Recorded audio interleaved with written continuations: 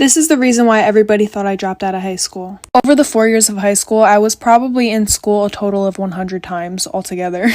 And this wasn't because I was lazy, I mean partially, but it was mostly because I had really bad stomach problems. So I always had these doctor's appointments, I was always missing school because my stomach hurt. So then my junior year, since my attendance was really bad, they decided to put me on home instruction. This means that teachers would come to my house for about 2 hours a day, 3 days a week. And my teachers had to bring with them these time slips, for example saying that they saw me from 9 a.m. to 11 a.m. And when I was a minor, my dad had to sign it. And when they hand in those time slips, those are the hours they're getting paid for. So I had this one teacher. She was my history teacher, but we would literally just gossip the entire time. She was mad chill. Sometimes, though, she would cancel on me, and sometimes I would cancel on her. But this was my senior year, so I was 18. So I was able to sign the time slips. So I saw her once a month when I was supposed to see her 4 times a month. So every time she came, I signed 4 time slips. I got the credit, she got the check.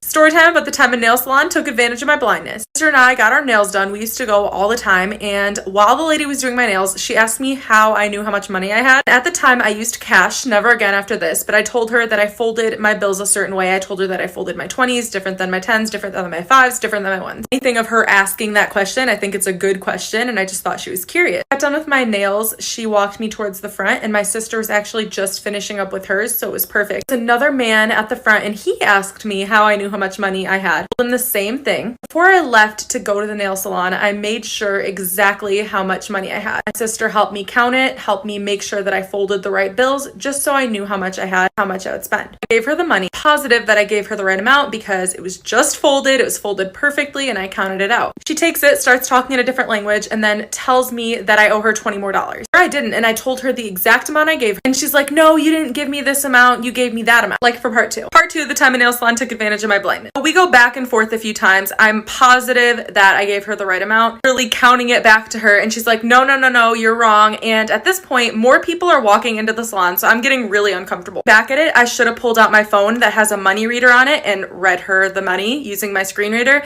but I was super uncomfortable and more people were walking in, and I just wanted to leave it at that. My sister was paying somewhere else. I had no idea where she was, and I didn't want to call out to her or anything, so when we got home, I wanted to double check that these people were actually scamming me. My sister helped me look at the money, and aside from the amount I paid for my nails, obviously in the tip, I was missing $20. We can learn something from most situations, and this situation just taught me to not carry around cash. I never went to that nail salon again. I actually got my nails somewhere else today, and I think they look pretty good. I mean, I can't see them, but let me know. This is a story of the time that I caught my neighbor's mom talking smack about me. So I don't know about you guys, but every single Wednesday in my middle school, we would have a bagel sale. And some people's parents would come in to help out. And my neighbor's mom was one of those parents. And I had a best friend at the time whose mom would also work at the bagel sales. But this best friend of mine, her mom never let us hang out with each other because she felt that I was a bad influence on her.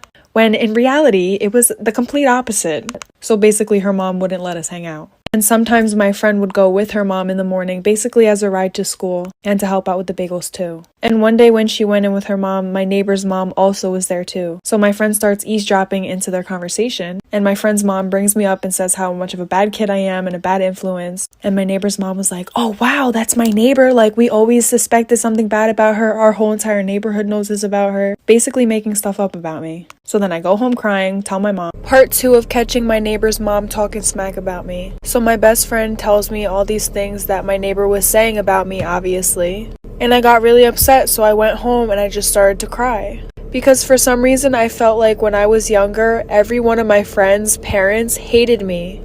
And I never really knew why. I was always the type of person to let my friends do whatever they want and encourage them in doing whatever they want, whether that's breaking the rules or following the rules. So I mean, I guess that could be something, but I'm just being a supportive friend, Sorry, I got off topic.